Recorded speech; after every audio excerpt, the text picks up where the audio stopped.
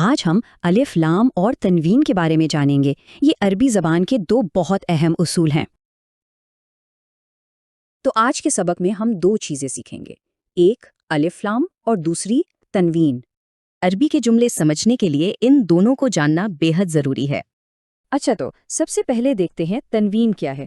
یہ ایک ایسی نشانی ہے جو کسی بھی لفظ کے آخر میں آتی ہے، اور اس کی 3 شکلیں ہوتی ہیں: 2 پیش، 2 زبر اور 2 زیر۔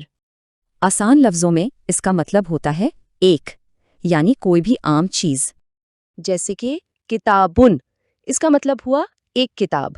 ایک اور مثال دیکھیں، بیتن، یعنی ایک گھر۔ اب بات کرتے ہیں الف لام کی۔ یہ ہمیشہ کسی لفظ کے شروع میں آتا ہے، اور اس کا مطلب ہوتا ہے وہ خاص، یعنی کوئی مخصوص چیز۔ مثال کے طور پر الکتابو کا مطلب ہے وہ خاص کتاب۔ اسی طرح البیتو کا مطلب ہے وہ خاص گھر۔ تو سب سے ضروری بات، ان دونوں میں آخر فرق کیا ہے؟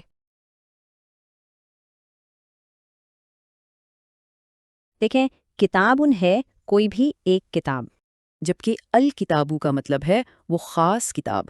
ٹھیک اسی طرح بیتن یعنی کوئی بھی ایک گھر، اور البیتو کا مطلب ہے وہ خاص گھر۔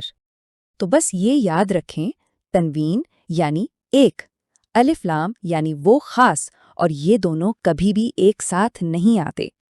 اب جب آپ یہ فرق جان گئے ہیں تو سوچیں کہ اس سے ایک پورے جملے کے معنی کیسے بدل سکتے ہیں۔ امید ہے آج کا سبق آپ کو سمجھ آیا ہوگا۔ اگر ویڈیو مفید لگے تو اسے لائک اور شیئر ضرور کریں، اور چینل کو سبسکرائب کرنا نہ بھولیں۔ اگلے سبق میں ملاقات ہوگی۔ اللہ حافظ۔